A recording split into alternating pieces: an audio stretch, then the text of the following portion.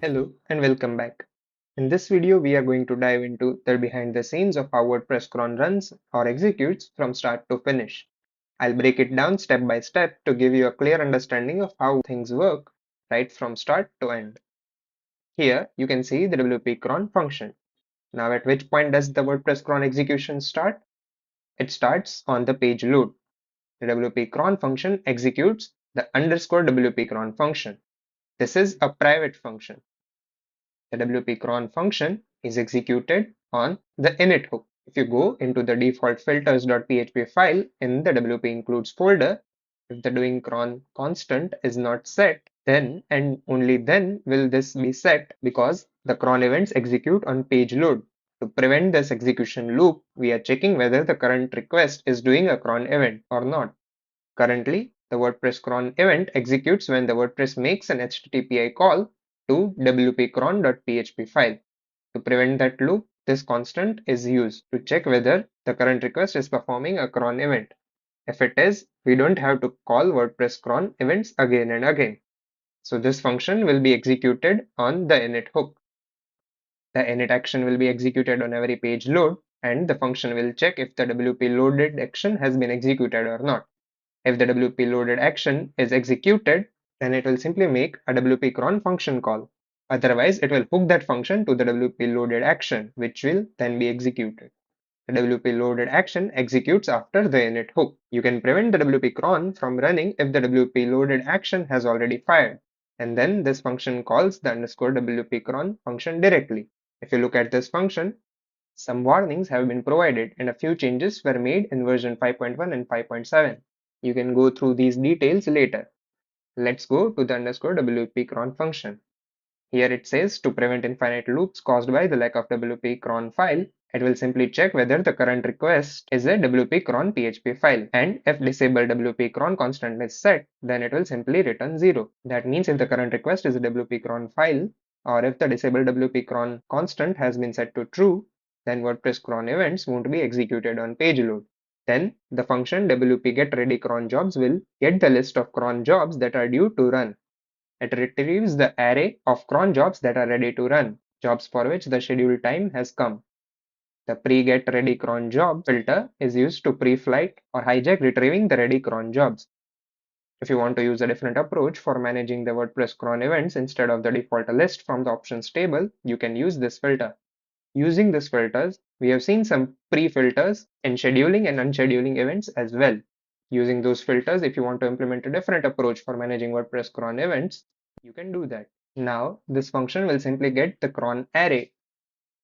It will fetch the scheduled events from the cron options from the database and check whether the current timestamp is greater than the current global time. If it is greater, then that means the event is still in the future and not ready to run yet.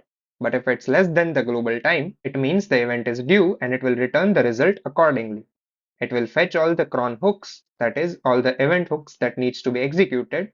This function will loop through all the cron events, checking whether any existing events are due. If they are due, it will return those events.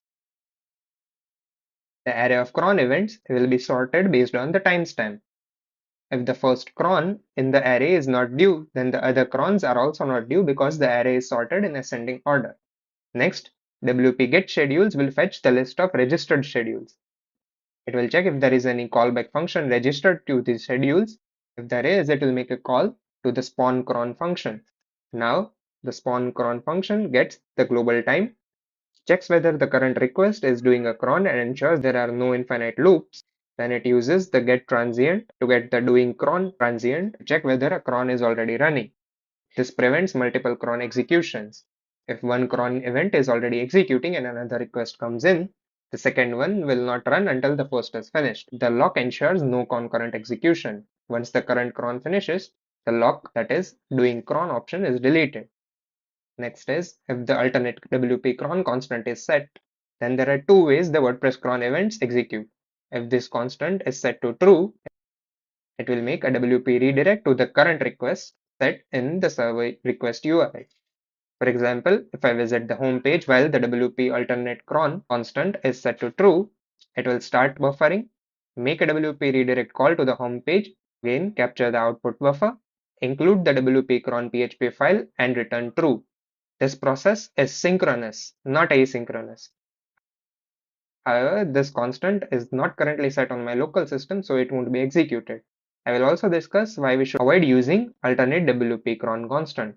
If this constant is not set to true, a lock value is created using the current timestamp, and a transient is set again to prevent other requests from executing while the current request is still in progress.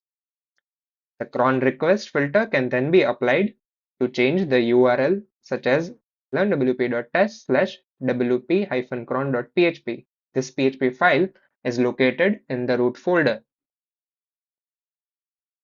The URL will be created and a query string will include doing WP cron value. Arguments like timeout and blocking are set, and a WP remote post call is made to the wp-cron.php file with these arguments. This call is a non-blocking call, so the request is made and it returns immediately. The page content for the current request is displayed, such as home page, without blocking the cron execution process. By making the remote API request, cron events or logs are checked to ensure there are no infinite loops. If the current request is performing cron, actions and filters are not registered again to avoid redundant execution. With the alternate WP cron set to true, no HTTP call is made. Instead, a redirect occurs, capturing the output buffer, flushing it, and executing the WordPress cron. This process is synchronous, which can slow things down if the cron events take too long to execute.